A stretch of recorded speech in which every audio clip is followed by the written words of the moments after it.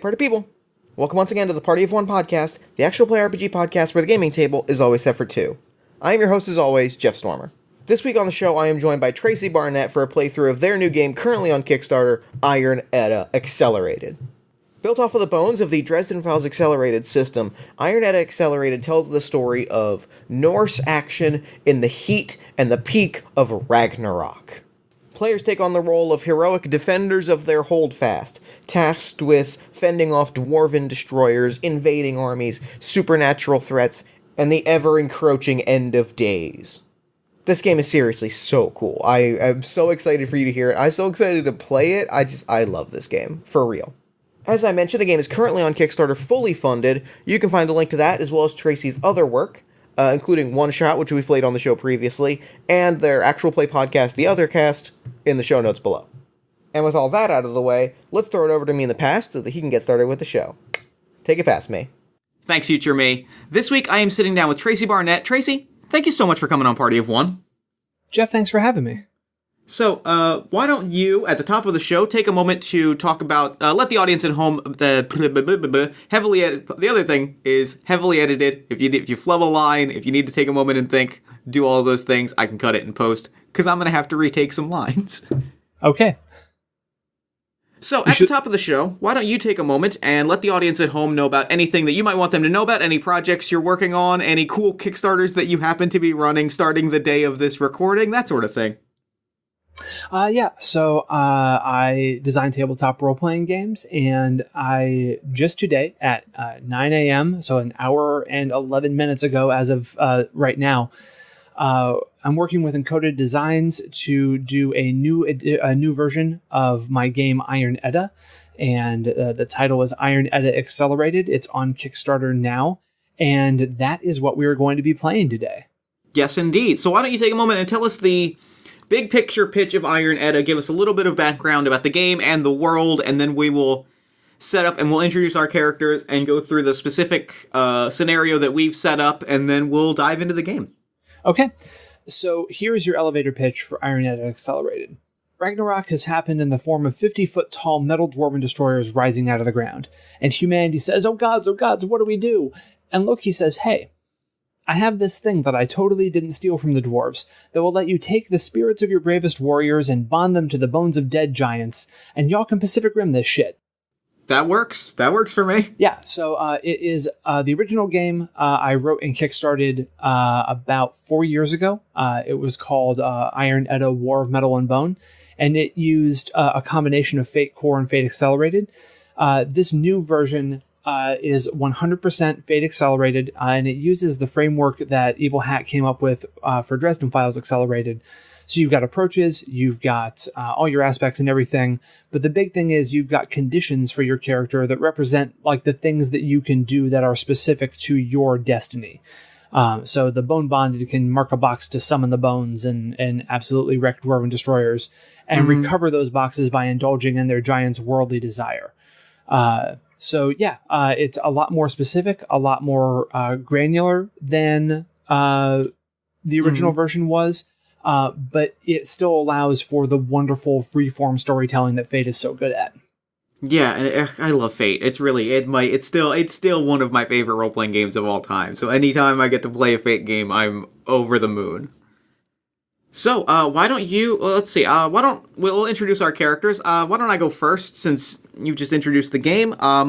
My character. Let's introduce our Holdfast of Jotunheim, home of giants. Jotunheim is famous because our Bone Bonded is bonded with the bones of Ymir, father of giants. Because of this, we have an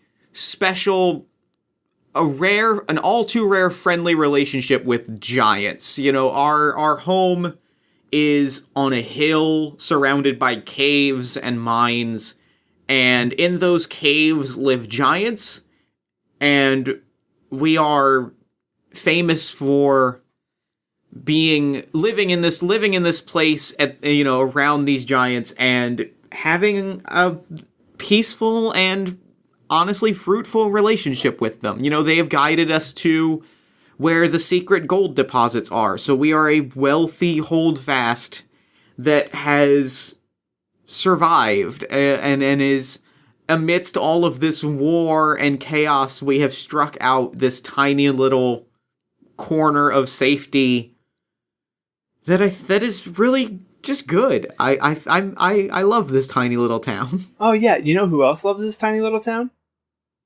Our Jarl. Is it the Jarl? You mean the Jarl of Jarls? Well, that's what he's calling himself these days. The problem with that is it sounds really pretentious, and I mean, it really looks like he's just sort of hungry for power, hungry for land, and just wants more, and is using this wealth and the power of the giants to demand more.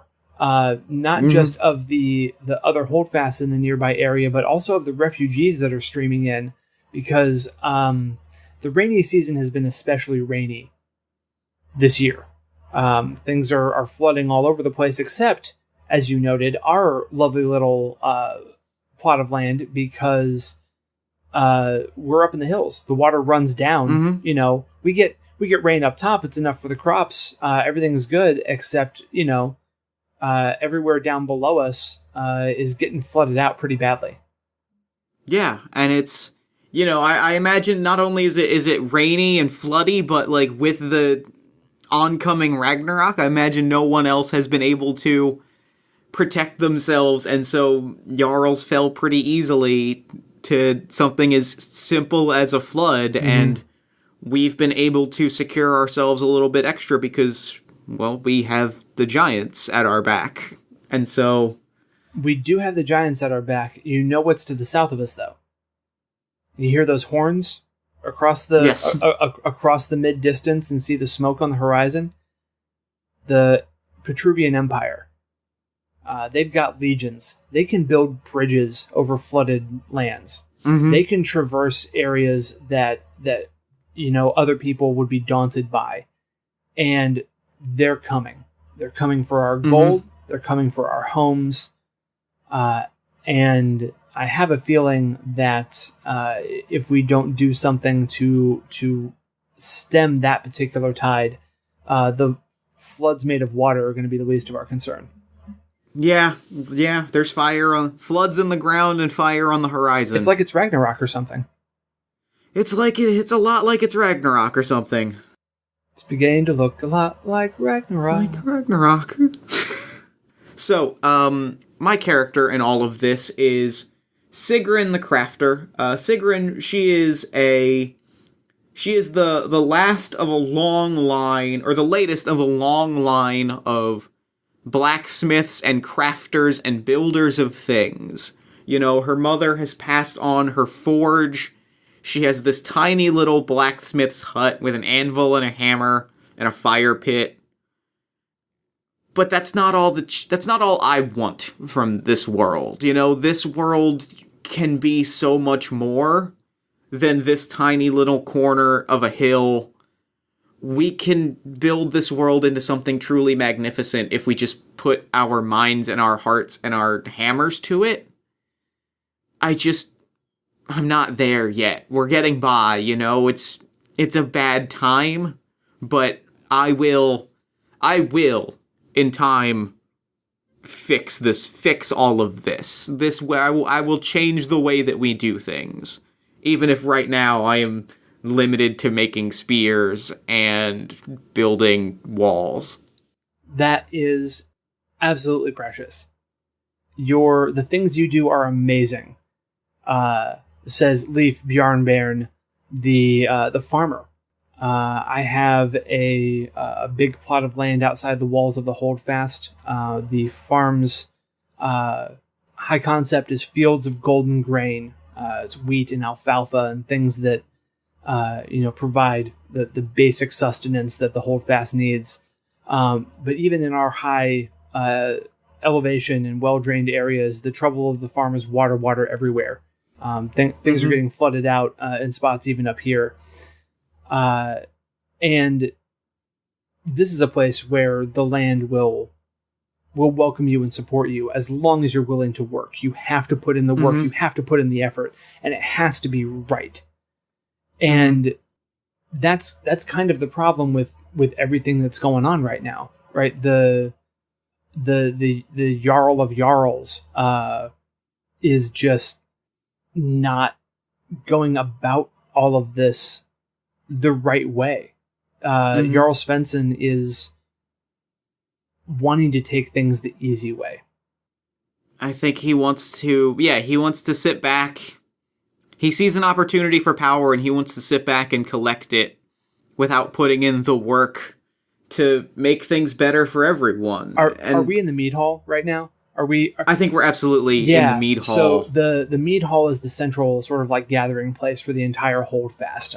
It's a big sort of long house with multiple fire pits in it, long trestle tables, and everyone sort of brings what food and drink they have to share communally, right? It's not like a tavern where you buy things. So we're sitting, at a smaller table off to the side, near enough to a fire pit to feel its warmth, but not so near that we're roasting our own flesh. And we've each got like a tankard of ale and discussing this Jarl situation over some drinks. And Sigrun just looks tired and like, bags under her eyes, like she's just been working relentlessly in making weapons and blades and spears and everything, because we've been sending out, to feed the refugees, we've been sending out hunting parties left, right, and center. And that's, hunting parties need weapons, and we need things to carve game, and we need things to serve people with, and they come to me, and it's been long nights. And she's just head in her hands like, he's the most annoying. I don't know what has happened to Svensson, but this whole Jarl of Jarl things, he's just so annoying. Jarl of Jarls, it sounds so, it's so pretentious.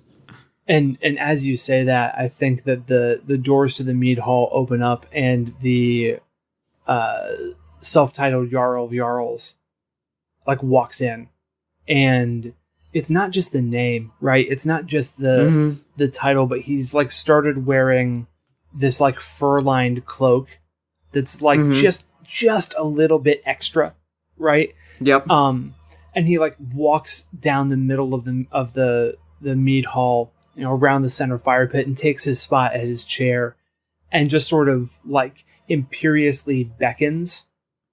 And I think we both, well, I will ask, so a person, a warrior, dressed well, walks in. Do we recognize who this person is? I don't think we do. I think that a well-dressed... I like that this is somebody that we've never seen before.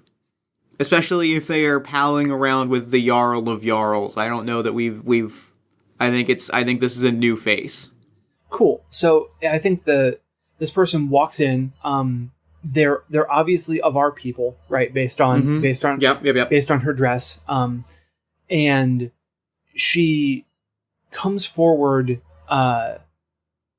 having the fire pit between her and Jarl Svensson's chair, and she kneels. What does Svensson say? Svensson takes a moment, sits for a moment, like takes a second or two longer, that like long enough that like everybody kind of realizes like what he's doing, and then says, No, you don't need to kneel. You do not need, even though, please, you've shown enough respect to the Jarl of Jarls. You need not kneel. Despite the fact that she's been kneeling for a few seconds. And she stands up and inclines her head briefly toward Jarl Svensson And he continues speaking. What does he say? He says, Does he say? That's a good question. I was expecting that this was another Jarl who has come to swear fealty. Yeah, okay. So I think what he says is, he says, I am so honored. And he kind of like gestures to the whole, honored that you would come and join us and bring more unity to our land in the time of Ragnarok, that you would bring your banner under the Jarl of Jarls and aid us in the oncoming battle. Bless you. And like he kind of grabs her hand with both hands and it's just like, bless you. You are the true hero here. You, not the Jarl of Jarls. You are the true hero. As a player to a player, are you prepared for a twist? Yes. Cool. Yes. So as he steps around the fire pit, right, and sort of meets her as something of an equal, they clasp hands, and he reaches down to his belt to pull out like the arm cuff to put on her. That's like the symbol of loyalty. And as he's looking down at his belt to get the cuff, she pulls a dagger. Oh no! And thrusts it towards him. What happens? I think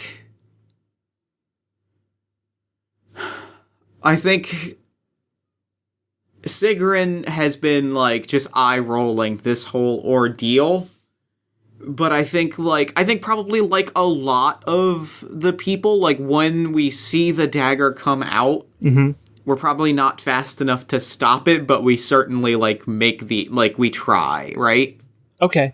I might suggest that if you would be the person who would have made the Jarl's armor, then you could mark a box of by my hand or even masterwork if this is some really fancy shit, to have the Jarl wearing the armor that you made.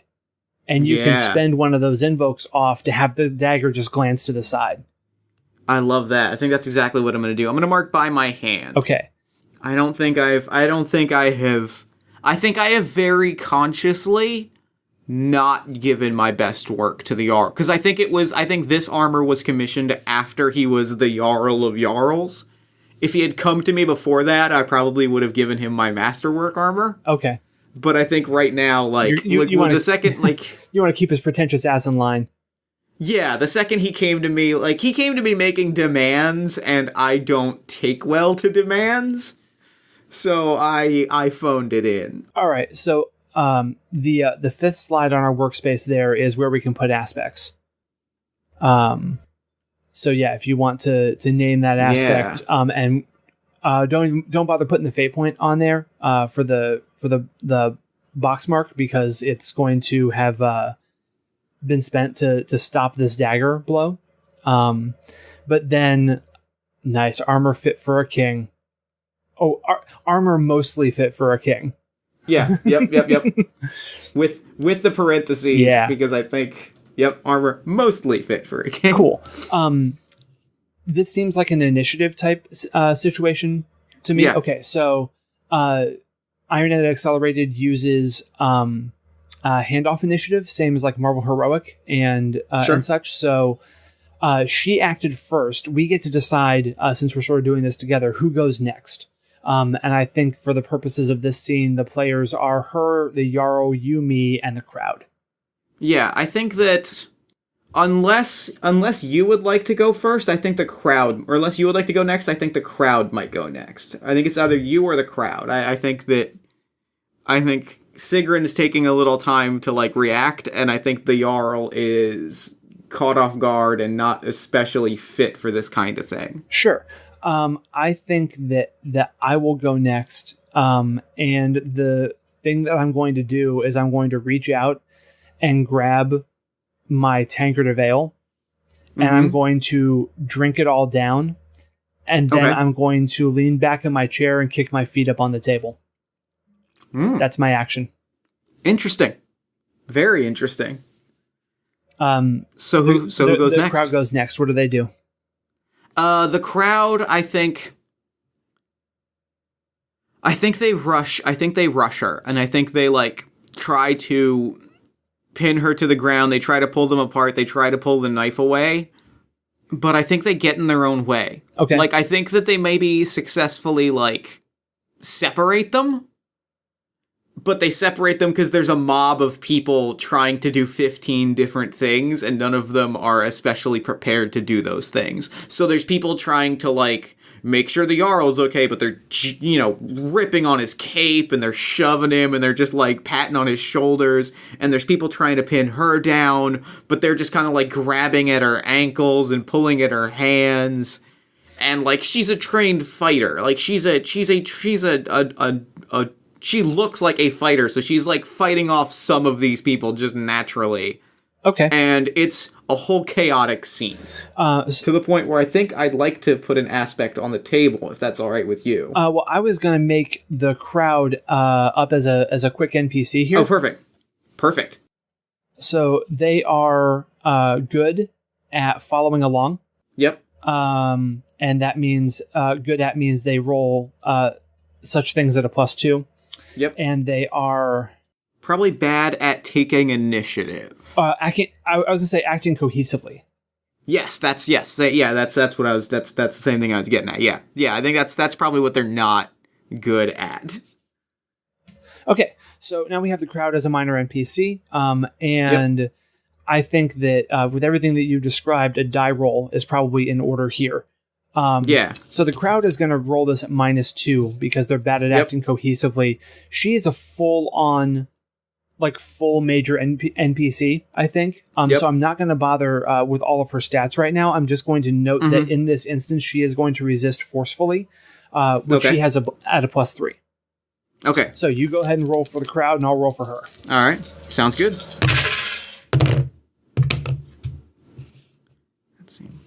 Minus blank plus, so that is a -1, so they are at a -3. And she got a 1. Great. So that's a difference of 4 shifts. I don't think we want to bring any fate points into play here. But exactly what you described is what happens. And she actually gets a boost out of this, right? Because she defended with style.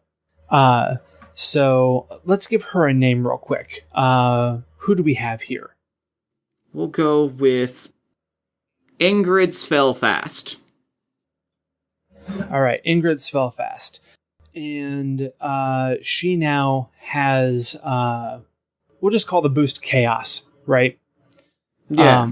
Because this whole scene has exploded into all kinds of action. And she has not been restrained. She has not been, she's been separated from the Jarl, but only just. And everything is extremely chaotic at this point in time. So she's gone, I've gone, the crowd is gone. It's you and the Jarl. Who's going next? I think this is when Sigrun probably like. I think her action is. Oh no, you went because you created the armor on your turn. So the Jarl's the only one left to ask. So So what does Svensson do? I think Svensson is going to try and create an advantage of basically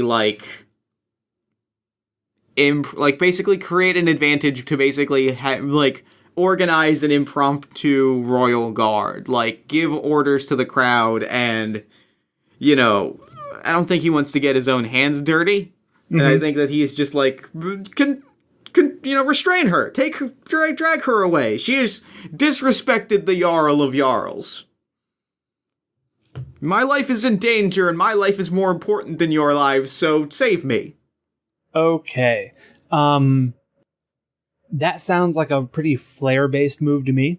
Yes, for sure. Yeah, so, and I think this guy is pretty good at this ridiculous, pompous shit. So he has some stunt that allows him to get a +2 to create advantages using flair when he acts in an over the top manner while commanding a crowd. Right? Yep. So he is going to roll this at a +5 because his flair is a 3, +2 for the stunt. And the difficulty, I think, the crowd is pretty messed up at this point in time. They're bad at acting cohesively, and there is a lot of chaos. So I think Ingrid's going to spend off her boost to bump this difficulty by 2. So let's call this a 4. 4, all right. Based on all those factors. So you can go ahead and give that a roll. Yeah. That is a +1, so that is a total of 6, which is a success by 2. So not a success with style, but a success nonetheless. Okay, so we now have an aspect on the scene that is impromptu honor guard with a single invocation on it. And I think we can treat this impromptu honor guard as well as a minor NPC, just so we have something that they can do. And they are, because it's the Jarl doing this, they are good at taking orders. They are bad at restraining themselves. Yeah. Because these are like the loyal people, right? They're the ones who fucking paid attention. And listened when the Jarl jumped. They said, "Yes, sir. How high, sir?" Yes. Okay. So we now have another actor in play here. This says to me that if we were going to assign a destiny to the Jarl, it would be the leader, because they actually have the ability to create minor NPCs like this. So cool. We have the impromptu honor guard. Okay, so that's effectively the top of our round then. So after the Jarl goes. I think that Leaf would like to go. Okay, yeah. And with all of this going on, all the sort of madness in the mead hall, Leaf doesn't want to see the Jarl killed by any means, but he does want to see the Jarl brought down a couple of pegs. And let's see, I think, how do I want to do this? Leaf is bothered by what's going on right now because the Jarl is continuing to do the thing the Jarl has been doing. Like, the Jarl is wearing armor. The Jarl is armed, because everyone's armed right now. It's Ragnarok. But instead of fighting for himself, the Jarl chose to call for help, right? So Leaf stands up and bellows to the entire mead hall, "I call for a duel of honor!" Now, do you think that's something that everyone just stops and listens to, or is there a role involved here? I think you're going to have to make a roll for that. I think that especially since I'm going to say you have to make a roll against the impromptu honor guard. Okay. And I think what it is they've been ordered to basically like take her down, and if you are trying to like exert, like they're following orders, and so to basically to go over there, like over the Jarl's head, and this is going to require a roll. Okay, sounds good. So I'm going to call this force. I want to call it intellect because I think this is a smart move, but I don't think bellowing across the mead hall. No, I think this is a forceful. Yeah, I think it's a forceful action. So it's my +2 versus the honor guard's +2. Yeah. All right, so I'm at a 1. What'd the honor guard get? The honor guard got a 4. Shoo. Okay.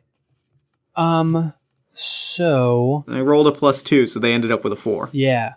I am going to I am going to choose to take success at a cost. Okay. With this. So I think I have an idea for what that looks like if you want to hear it. Definitely. I think you get their attention, and I think everyone kind of stops because, like, you know, a duel, like an honor, like a duel, like this is serious business. Basically, like you shot a gun, you basically shot a gun in the air. Yeah. And everybody stops and looks at you. Yeah, that's exactly the moment. You got it exactly right. But that includes the Jarl of Jarls, whose eyes, no matter, like, through the rest of whatever you say and whatever you describe next, his eyes don't leave you, and you feel them on, like, the side of your neck.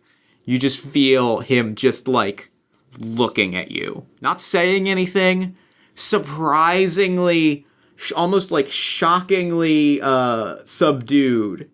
Okay. Just looking at you. All right. So the entire room is silent now, right?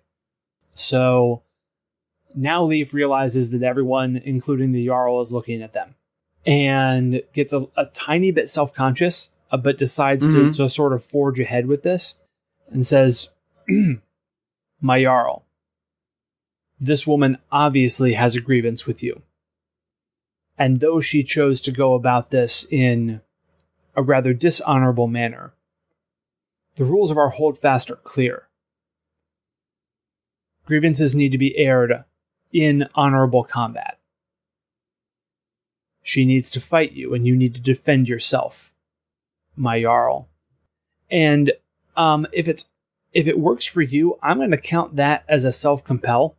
Oh, for sure. Because telling the Jarl that they need to stand the fuck up for themselves is probably not the greatest idea right now. This is as long as you're willing to work is what I'm compelling of myself.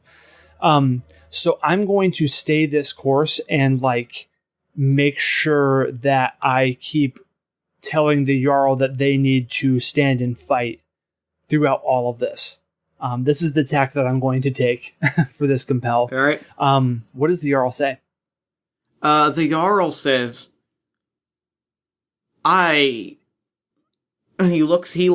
for a second, he starts to lean in and he goes, and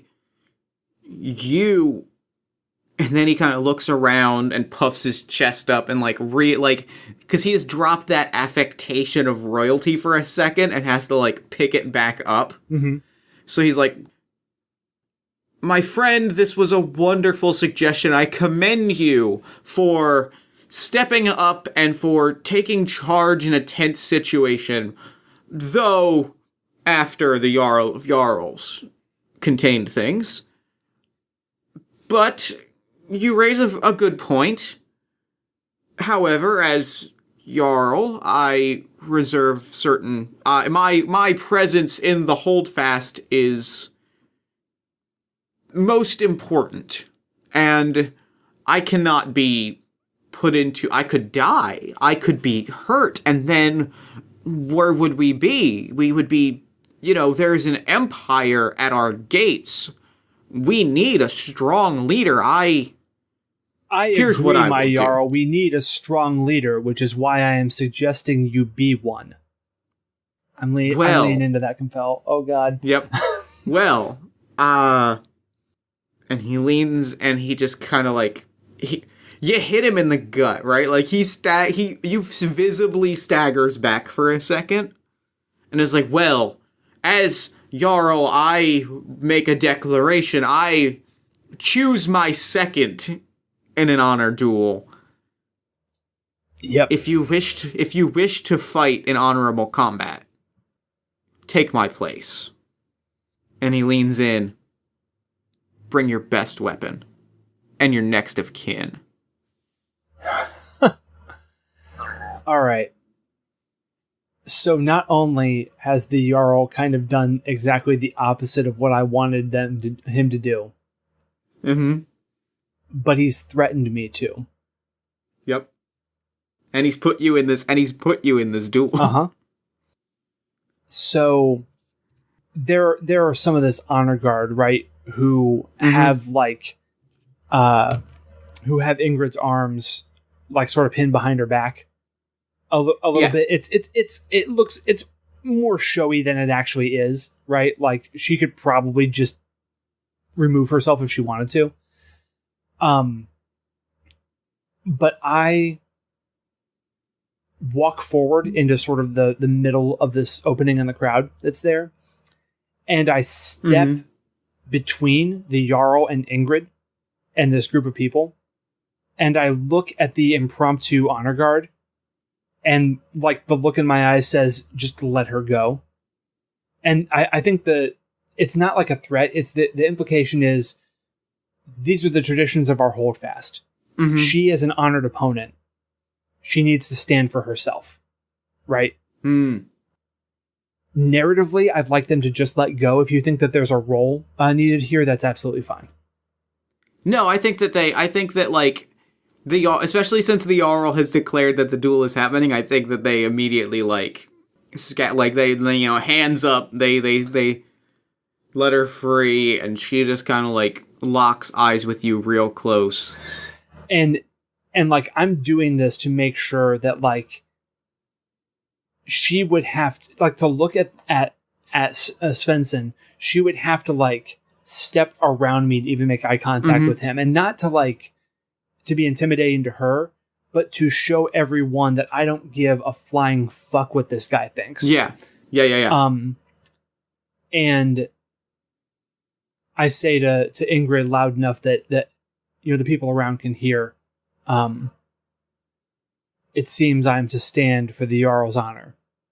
Do you accept my challenge?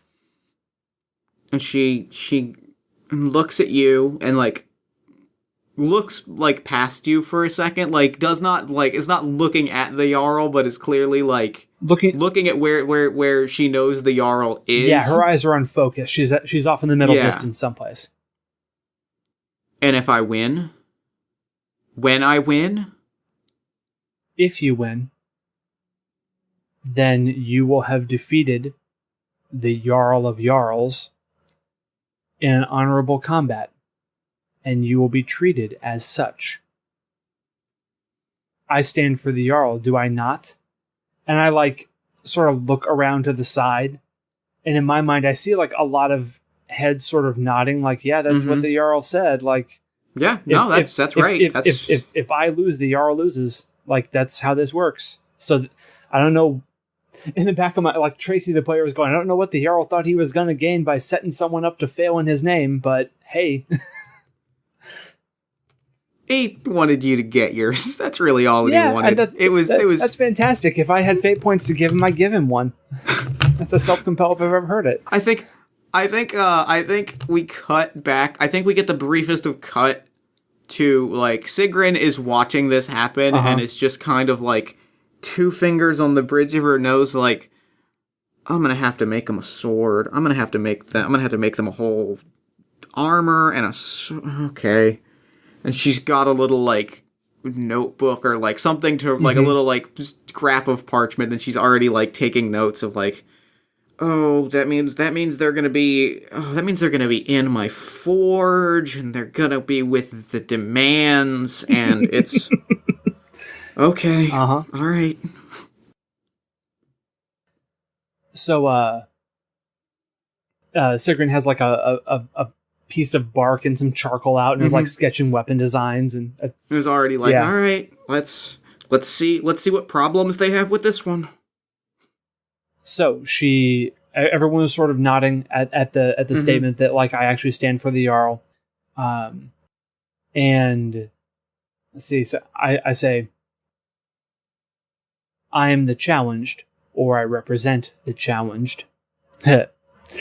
Oh, and the Jarl like seethed, like visibly like is visibly like rear, just not punching, like just like could punch it in the mouth for that one. This takes place tomorrow, mid-morning. Mid-morning. All right, that's fine. I don't need to sleep tonight. That's fine. Mid-morning. Great. Good. Mid-morning. I look forward to it. And I reach out to like clasp her arm, right? Like to make this official. And I think she meets you without a moment's hesitation. Okay. And like we lock forearms like warriors, and after we release, I say, You will need a place to stay this evening. I have space at my farm. You show such courtesy to your enemy. Somebody has to. Why aren't you the Jarl? And she smiles, and, like, she flashes just the shit-eatingest grin of shit-eatingest grins, because she knows exactly, like, what she's just done. Mm-hmm. And, I say to her, my farm is enough. Would you accompany me? My pleasure. And the two of us just walk out of the mead hall. Like, cool guys don't look back at explosions, right? Yep. And I think the Jarl is just, like, stewing, and is just like, please, eat, feast. Yeah, that's exactly what I was hoping. That's perfect. Scald, music!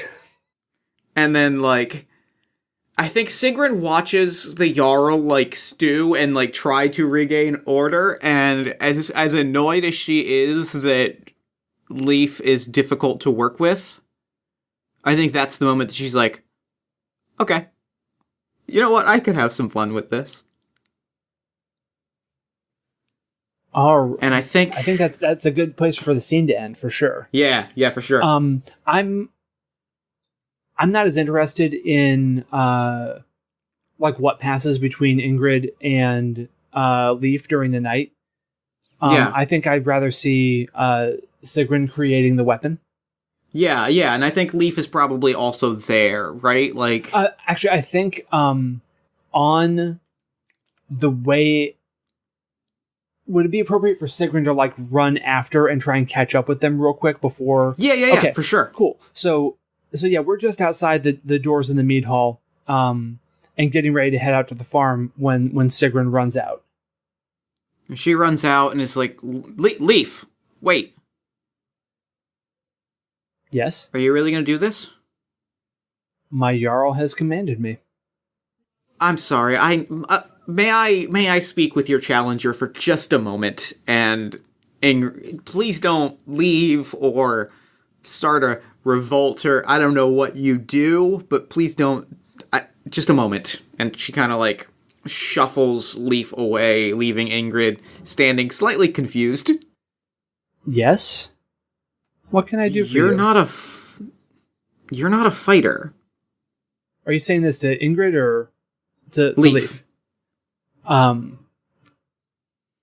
Everyone here is a fighter. It's what we do. Right, but you're a farmer. Like, this is what what you do. You are not a duelist. Are my arms weaker than someone else's? Did I lose a leg and not notice it? I suppose that is true, but look at her. Look at everything about her says that this is. It says that you're going to need a mighty fine dueling sword. I was thinking a scythe. I could work with scythe. And Leaf, like, takes the piece of bark and charcoal from her hand and draws out it's super rough. It sucks so bad, right? But it's like it's a drawing of a scythe, but it like Leaf, like, points to the haft of it and says, build this like you would build a quarterstaff. And this, and points to the head, build this of something strong but light, different than what would be used to cut down grain. It has to pierce armor, not... Of course. So like, and all these pointers, but basically, like, a combat scythe, right? Something a farmer who farms wheat and alfalfa knows how to use. Sure. Also mixed with a quarterstaff where the head is light enough that it's balanced and not, like, awkward to one end. So he can wield it like a bladed quarterstaff effectively. Sure, of course. I And she kind of like goes pale for a second as she steels herself and says, I know just the material, but I would like some company as I collect it. Leaf sort of cocks his head to the side. He is not getting her implication. I was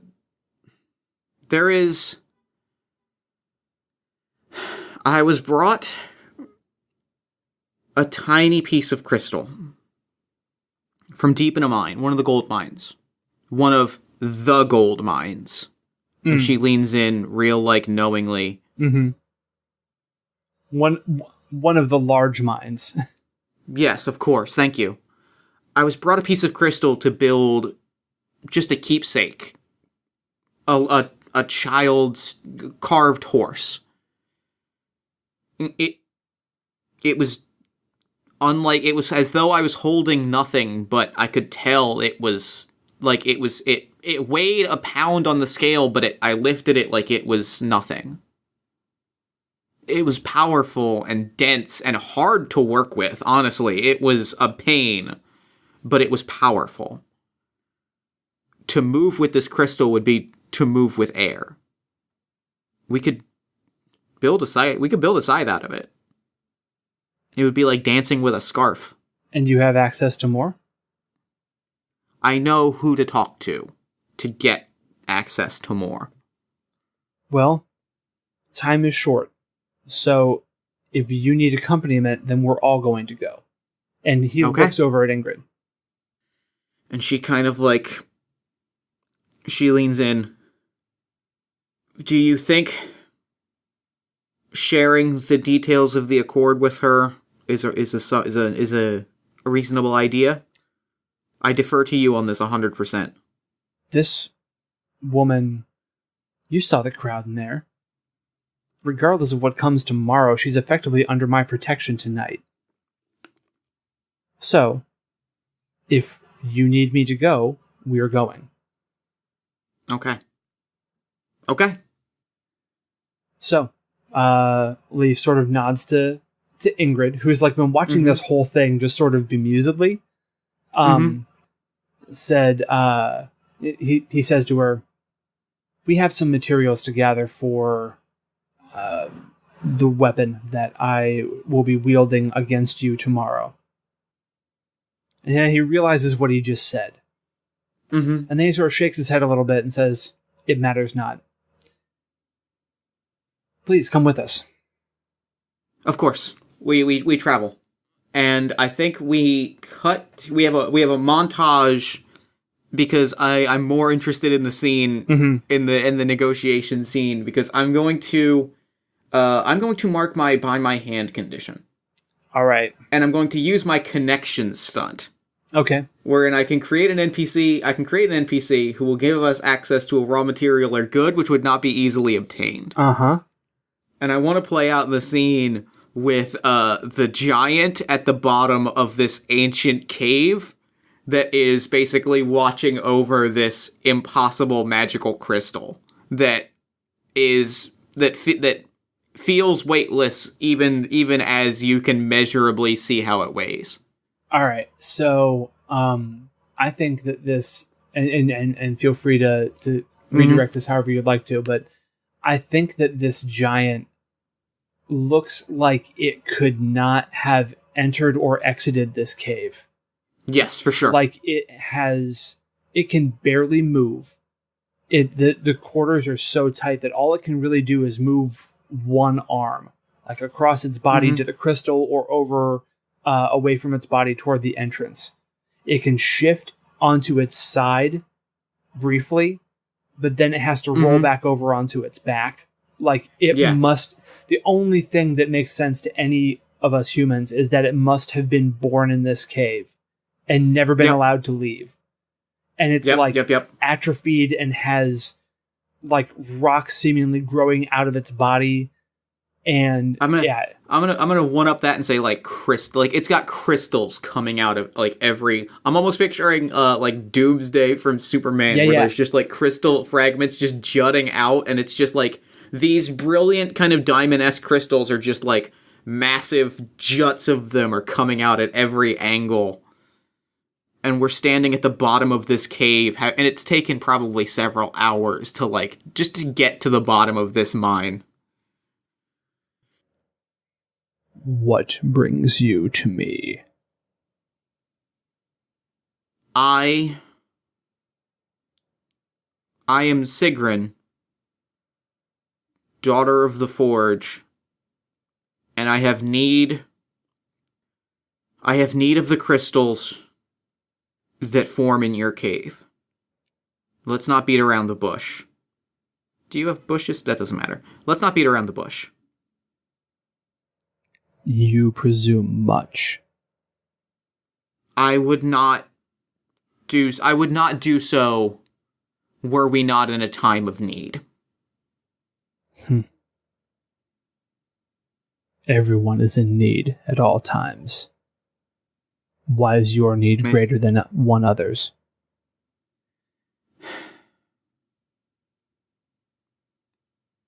Surely you know that Ragnarok is upon us.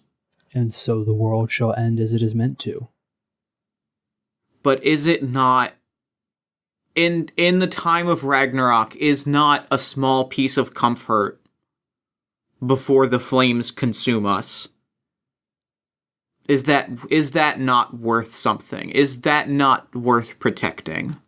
It is comfort you wish to make with the crystal? I was not aware you forged comfort. It is comfort I wish to protect with the crystal. And what in exchange?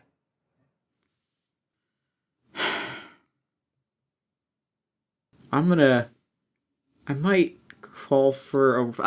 I have a thing that it can ask for. If you're interested. I have a suggestion. Let me hear what you're going to ask for, because I also have a suggestion. It's going to ask that you eventually become the steward of the crystals and take its place once it dies.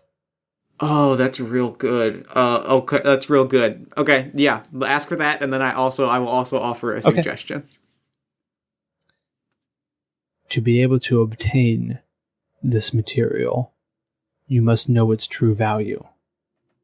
You must be willing to protect it. You must be willing to give of yourself.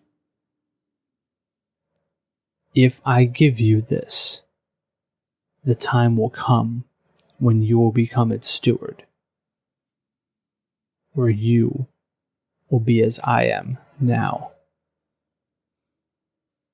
So, and she looks back for a long time at Leaf, and just looks back and, like, lowers her head a little bit and says, to protect the comfort of my homestead, of my holdfast, to protect the comfort of my holdfast, I accept this. And I offer you something as well. The one crystalline eyebrow arches slightly. And she kind of gets that look where, like, an eyebrow cocks and she grins a little bit. And I think, let me ask you, when has Leaf seen this look on a worksite when she's about to suggest something that is just 6 degrees outside of reasonable? Oh, I mean, I feel like it happens every other week at least. Because she's always pushing the envelope and she's always, like, trying something that maybe shouldn't be tried. And so she gets that look on her face, and Leaf just says, Sigrun? This crystal, and she holds, like, she picks up, like, a piece of it, and, like, shows, basically, like, reflects it at just an angle, and shows the giant's eyebrow back to it. Reflects. Unless I have miscalculated, we can position several of these. Giant, when is the last time you saw the outside? The giant breathes out sharply, but it's not... The humans in this cave may not be able to tell, but it is not a sigh or anything aggressive. It's the beginning of a laugh. But the giant hasn't laughed in who knows how long, right? And so it just sounds odd. It's one big exhalation that is its expression of humor. Do this for me, and I build you a viewing window. I spend the rest of my days until it is my time to become the steward of the crystal. We build you a tiny window. You could see the stars. If you accept, so do I too accept. Just know this, crafter. You are too clever for your own good by half. You're not even the 10th person to tell me that this month. So the giant looks the situation over. His eyes fall on the piece of bark, and he actually reaches up and snaps off one of his own eyelashes, which is curved in exactly the right orientation for the scythe blade. And it's the tiniest little thing in his one massive hand. But as he hands it to you, it's, a good 3.5 feet long. But again, weighs a pound. Yeah. I think Sigrun, tosses it in her hands, kind of back and forth in a bit, and is like, this will work. This will... Giant, what is your name? Just call me the Keeper. Any other name was lost to me long ago. Keeper, I look forward to working with you. I suspect this viewing window will be the project that I was put on Midgard to complete. But for now, there is work to do. I shall return. And she turns back, and with this look of, holy shit, I didn't think any of that would work, it's just like, I guess we go to work now. All right, and then we have another montage of... It's a split montage because Leaf and Ingrid actually go back to the farm to get some sleep. Right, and and they actually sit and they share a meal together, and they have a good night's rest. And and for their bits where all this is getting cut in, in the morning they both prepare for battle and walk back to the Holdfast proper together. And that's cut in with scenes of Sigrun working on this new scythe. Yeah. Yep.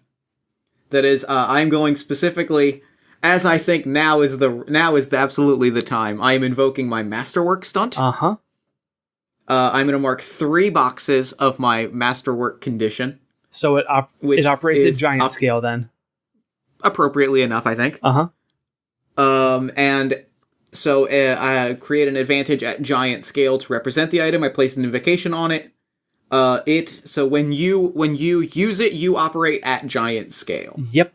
So that means mechanically, I can, if I'm operating against an opponent that is of lower scale, for every step of scale I have, I can either choose to get a +1 on the roll itself, or I can choose to get 2 shifts per step on the result.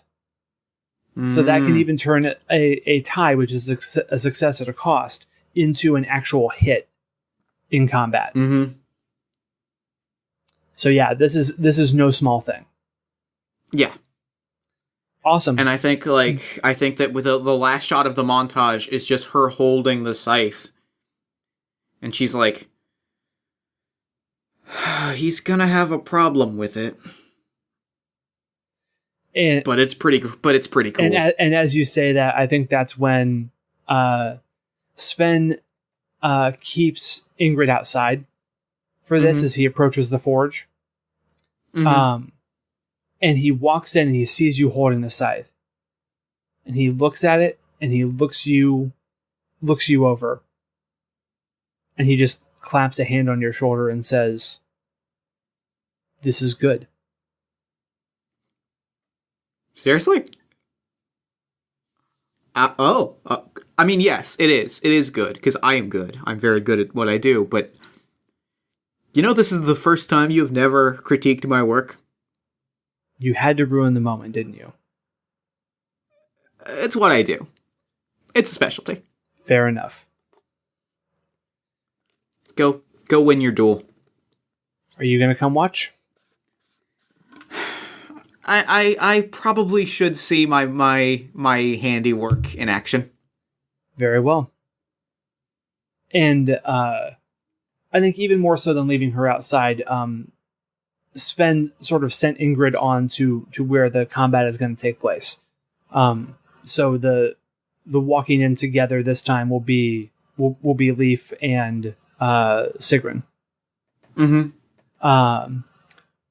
We're coming up on time soon, so I think rather than doing this as a full-on combat, we can run a little. We can run the combat and then call it. Okay, well, rather than doing that, I think I'd rather treat it with just a couple of rolls, especially yeah, that's that way fine. we don't have to stat out all of Ingrid.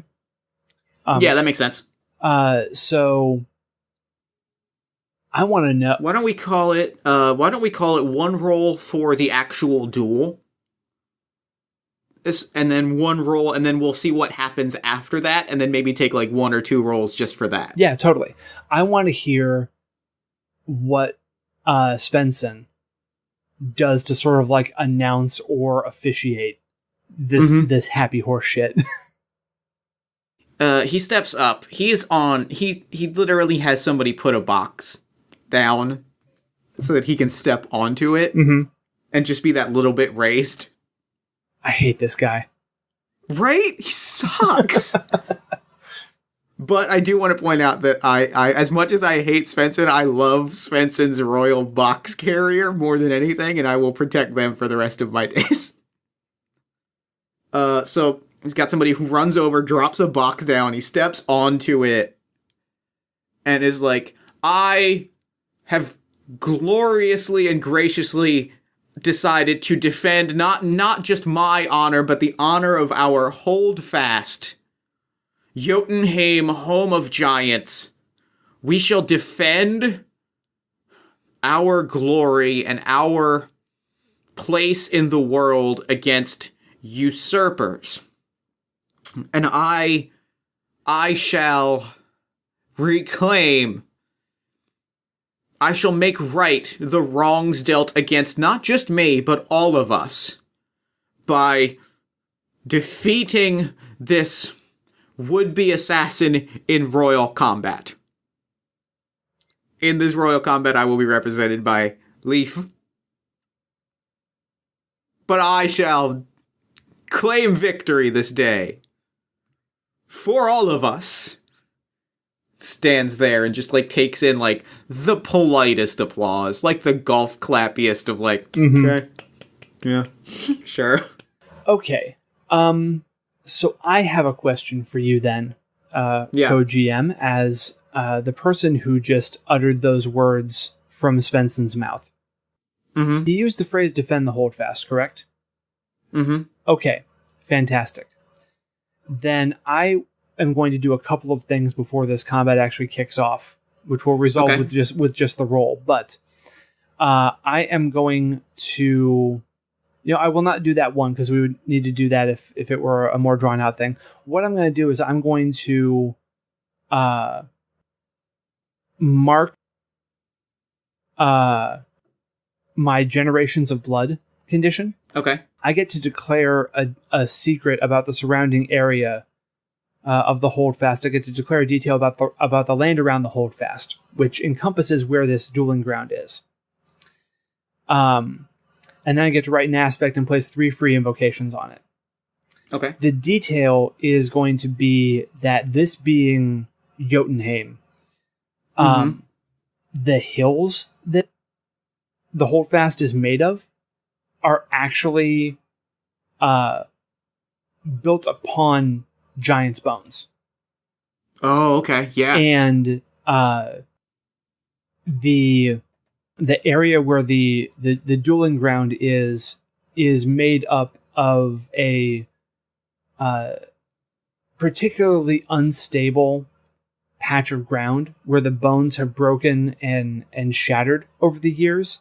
And so there's a lot of like loose bone splinters. And if you know how to walk on it, you're fine. If you don't, you'll be a little bit off balance. And if you know the land really, really well, you can step in certain spots and like make things shoot up from the ground. That's so cool. Thanks. That's awesome. I love it. So I am going to hop over to our shared space, and all right. You need to name your aspect for the scythe. So, yes. So this legendary weapon has a name. It gets one free invocation on it. It is the Keeper's. It is the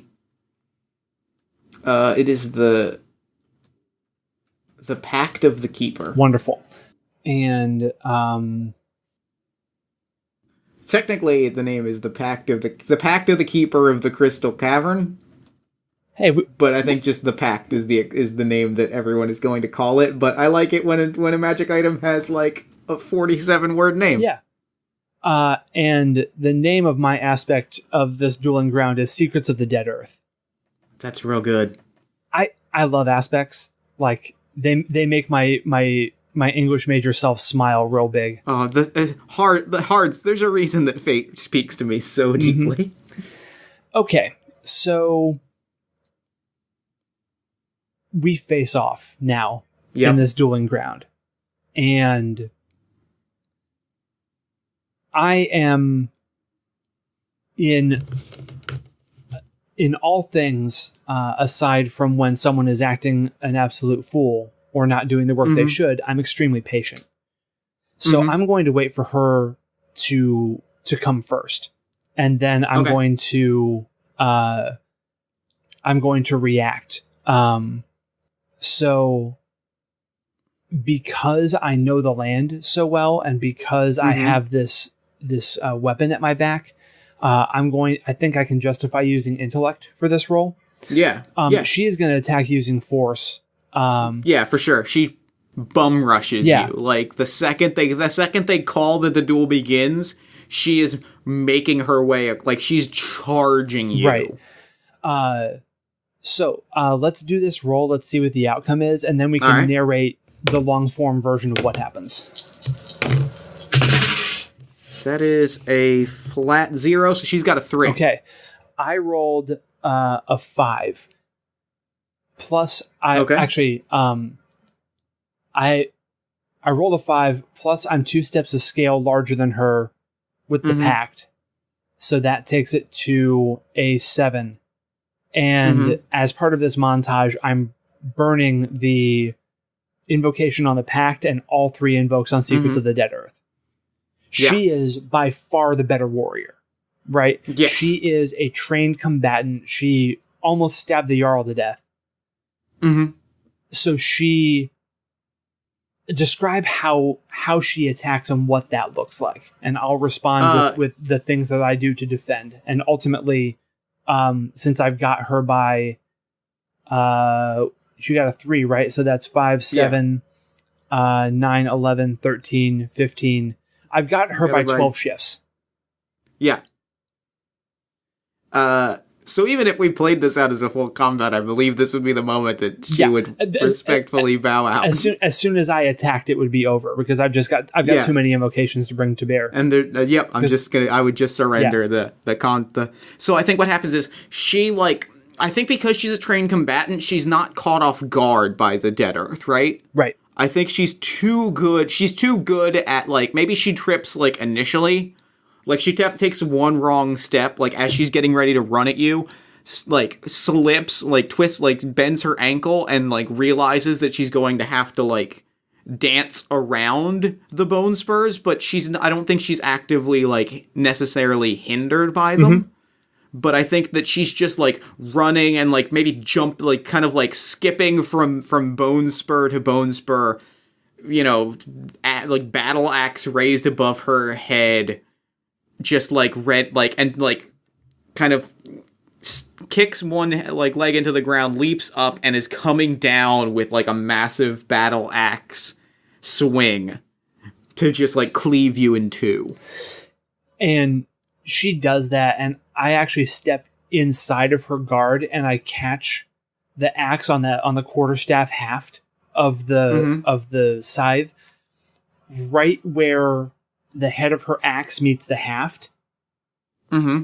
And I use her own momentum against her, and I sort of fall backwards because it's partially because I wasn't expecting the ferocity of her blow, and partially because I am doing this intelligently.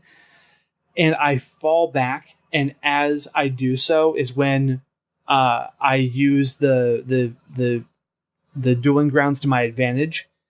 And as I land, I twist to the side to have the haft of the butt of the scythe hit into the ground, and all of these bone spurs come shooting out of the ground and like aim up at her.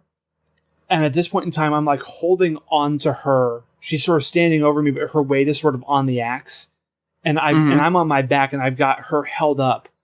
If I shifted the scythe down, if I just slid the haft along my hands, the blade would come right to her neck. And it does, and I stop it right there. And all of these spurs are like pointing at her. It's like Doctor Strange in the newest Avengers movie. If I let her go, she would fall down onto these spikes. Yep. Or if I twisted my hand a little bit, the blade of the scythe would go through her neck. And I look up at her, and I'm on my back, right? She's ostensibly in a position of power. And I look up and I just say, "Do you yield?" And axe in her hand, she gets that same grin, and she says, "I stand by my question earlier." And she lets go of the axe. And just looks at you and says, "Why aren't you the Jarl?" And like lets go of the axe. Hands in a position of like hands up, and it's just like, "I yield." She says that, and I imagine that Svensson like begins to step onto the dueling ground, right, to like congratulate his champion and so on and so forth. And I have saved the day. And I look up at Ingrid, and I say, "I can't be the Jarl while the current one still lives." And I bring the head of the scythe, this giant scale scythe, down onto the dueling grounds. I should have saved one of those invokes. That's okay. Because what I want to happen is for the Jarl to forget the nature of the dueling grounds even after what he just saw, and to have a spike just sort of like stick him right in the gut. Well, you've got fate points. Like you can. Shit, you're right. Yeah, that's exactly what happens. Like just cold. I spend one of my fate points to invoke the dueling grounds and just cold through his skull. Yep, and just stab him. And she's just like eyes, dinner plates is like, "That'll do it." And I stand up and I walk past his body, which is like twitching a little bit. Yep. And I say, "I defended the honor of the Holdfast. The Jarl forgot the nature of this place, something I will never do. I will not seize power. That is not our way. I ask you, would you have me lead?" I think Sigrun is the first to kneel, I think. Just like Sigrun is the first to kneel, and I think, it kind of like radiates, it like waves out from there, where everyone's just, one knee, head bowed. And I think Ingrid behind you like just like slowly claps for a second and then like takes the knee. And I think that's where this scene fades to black. In my mind, though, like we fast forward probably 80 years. Yep. And among a crystalline skeleton, Sigrun is down in the mine. And her body has begun to grow in size, right? To become the actual protector. And whatever form this Ragnarok actually takes, that's the only thing that Sigrun can see through the viewer she made. Yep. So whether it's good or whether it's bad, that's what Sigrun gets. And I think like she looks through it, and like whether it's good or bad, I think she looks through it and across her giant stony face like a smile forms. That same smile. Yep. And lets out that same long gasping laugh as she looks at her masterpiece, the thing that she did that would change her world, at least. And that's game. Yeah. That was so much fun. Good. That was so good. Yeah. I had a great time. I loved it. Oh, that was great. Tracy, thank you so much for coming on Party of One. This was awesome. Yeah, I am really pleased with how this played out. It felt like the final episode of a campaign we've been playing for a long time. Yep. This is really good. So real quick, where can people find you, your work, and the Iron Edda Kickstarter online? Well, if you search on Kickstarter for Iron Edda Accelerated, that will come right up. You can find me on social media at The Other Tracy. That's Tracy. You can find all of my work at theothertracy.com. You can buy any of the stuff that I've done through Exploding Rogue Studios on DriveThruRPG. And I also have my own podcast. It's an RPG actual play podcast. It's been on hiatus for a few months now because of some life stuff has made it almost impossible for me to get audio edited. But we're spinning back up soon, and that is called The Other Cast. It's all one word. You can search for that on iTunes or find it on Google and enter it into your podcatcher of choice. Excellent. Well, thank you so much for coming on the show. This was awesome. I loved it. And I'm going to throw it over to me in the future so that he can wrap up with the show. Take it, future me. Thanks, past me. And thanks again to Tracy for coming on to the show. That game was so good. Oh my goodness, I loved it. Be sure to head over to Kickstarter and back Iron Edda Accelerated. It is such a cool, vibrant game, and we didn't even get to the giant bone robots. It's amazing. You can find a link to that, as well as links to all of Tracy's work in the show notes below. Also, be sure to follow them on Twitter at The Other Tracy. Then while you're on Twitter, follow us at Party of One Pod, then slide over and like the show on Facebook at facebook.com/partyofonepodcast. You can also join our Discord community at bit.ly/partyofonediscord. Come hang out with us, chat about professional wrestling and the show and role-playing games. You know, the holy trinity of conversation topics. That's bit.ly/partyofonediscord. If you enjoy the show, consider backing us on Patreon at patreon.com/partyofonepodcast. Patreon backers get access to bonus materials, mini podcasts, and interviews, and Patreon dollars help pay for all the little things that keep the show going, like equipment fees, hosting costs, all that kind of stuff. That's patreon.com/partyofonepodcast. Or if you want to support the show in other ways, you can give us a nice iTunes review, a shout out on social media, recommend the show to a friend, anything to help the show reach new listeners, which helps us grow and do bigger, better, and cooler things. All of that stuff is amazing, and I appreciate all of it. If you listen to the show and thought, gosh, I wish I just had another 45 minutes of Jeff talking to one other person on our podcast every week, well, I've got just the podcast for you. All My Fantasy Children is a character creation, storytelling, and world-building podcast powered by you. Every week, my best friend Aaron Catano-Sias and I take a listener prompt, and we spin it into an original fantasy character, populating a shared universe, one story at a time. New episodes drop every Friday at allmyfantasychildren.com. Party of One is produced and edited, as always, by Jeff Stormer and Jen Frank. All music for the show comes from the song Infinite Lives by Megaran, featuring the D&D Sluggers. If you're interested in coming onto the show, whether you are a podcaster, game designer, professional wrestler, writer, actor, comedian, musician, film critic, kaiju, financial guru, or you just love a good role-playing game, you can email me at partyofonepodcast@gmail.com. And that's it for me. Until next time, thank you so much for listening. Remember to fight the forces of fascism every single day. Remember that self-love and self-care are radical and defiant acts of resistance, and as always, party on, everybody.